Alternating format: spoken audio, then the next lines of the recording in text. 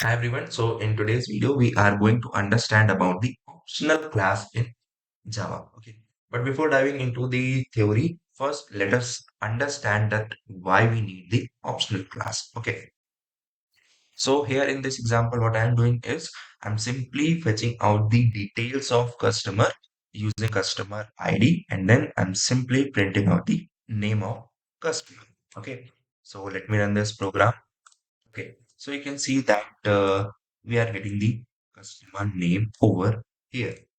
Now let me change this ID to 123 and let me again run this application.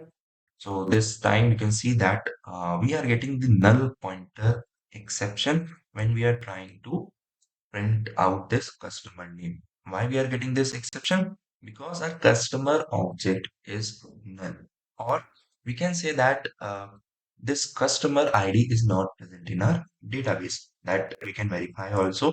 So this is our customer database. So let me first clear up this filter. Okay. So you can see this is our database. Now if I filter this by customer number that we used in our code. So you can see that we will not get any customer. So we use 123 ID. So I'm using it over here. Now let's see. Okay. So we are not getting any user over here because there is no such user entry in this database. So that's why we are getting null over here. Now, how we can handle this? We can simply add one null check before logging out this statement. If customer is not equal to null, then only log this statement. Okay. So if this time I will run this program, then you can see that we will not get any exception. Okay. And also we will not get any log. Okay. So this is okay. So this is one way we can handle this null value. Okay. Now there is better way available in Java to handle the null values, and that is optional class. So using optional class, we don't have to deal with these null values directly. Okay. So you can say that optional class in Java act like a safety net for handling situations where value might not exist. Okay. Now let's create one optional object. Okay. So first, we need to give the type of optional object that we are going to create because it is of generic type. So we want optional of customer. So we write customer over here. Then we need to provide the variable name. So that is optional customer.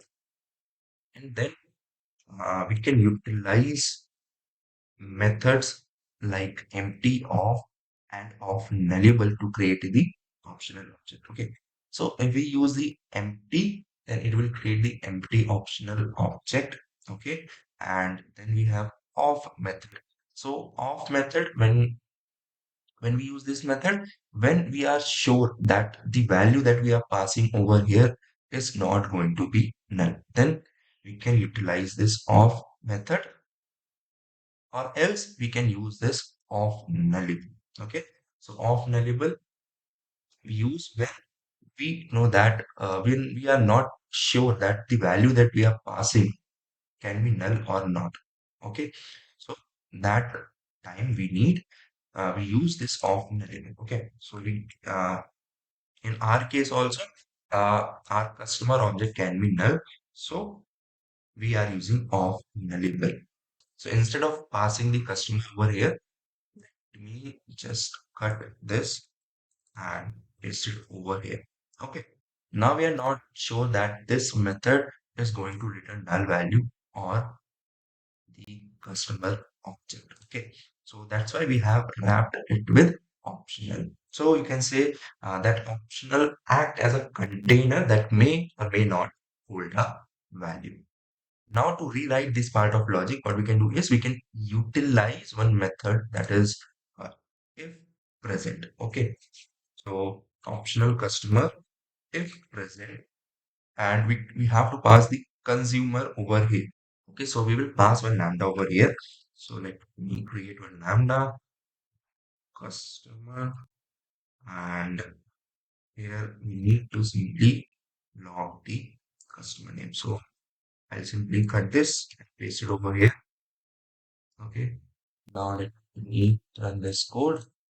Can see that our application is running, it is not getting crashed, and also we are not getting any log statement because we know that for ID 123 there is no customer details present in our database, so we are getting the null values. And over here what we have used if present method, so the value is not present, that's why we are not getting, that's why this lambda is not getting executed and we are not getting any kind of value. Okay. Now suppose what we want that in case of null value, we provide our default customer object. Okay. So what we can do is we can write optional customer or else, and we can provide our default customer object. Okay. So if we create one, so when we are using the or else method, then in return we will not get the optional object. We will get the, we will in return get the type that we have passed in our optional object. Okay, so here we will get the customer object only. Okay, so we need to create one customer variable. Okay, or we can do one thing, we can simply cut this and paste it over here. So in this part of code, what we have done, if if we are getting the customer details from the database, then simply return that customer details. Okay, or else provide this default object. Okay, now we don't have to use this if present method. We simply need this log statement and we can print out the customer name. Okay, so if the value is not present, then we'll get this default customer as the output. So let me run this program. So you can see that in log we are getting customer name as default customer. Okay, so this is how we can utilize different methods that are available in optional, that are available in optional class. Okay, now we have one more method that is or else throw. So that method throws custom exception. So you can see that I'm using this Spring Boot application. Okay, suppose I have created all three layers, that is a controller, service, and data layer. And there is one method by which we can extract the, by which we can get the details of the customer. Okay, so suppose I requested for the customer details and those details are not present in our database. So instead of providing the default value, what we can do is we can throw one custom exception, and that can be handled by the global exception handler, and according to that we can send out the response back to client. Okay, so there can utilize that or else through method. Now, let's see one more method. So here you can see that we simply need the customer name. Okay, we don't want a whole customer object. So what we can do is we can simply map this customer object to customer name, and then we can simply utilize this. Okay. So what I will do is I will simply call one method that is map, and here I will provide the logic. So I will be getting customer object. Okay. Then I need the name customer only. Okay. So earlier we were calling this or else method on optional of customer. So that's why we have provided this customer object. Now we are calling this or else on optional of string. So we need to provide the string value. Okay.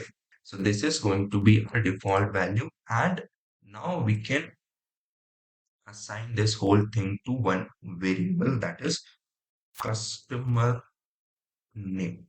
Okay. And now we can simply write customer name over here.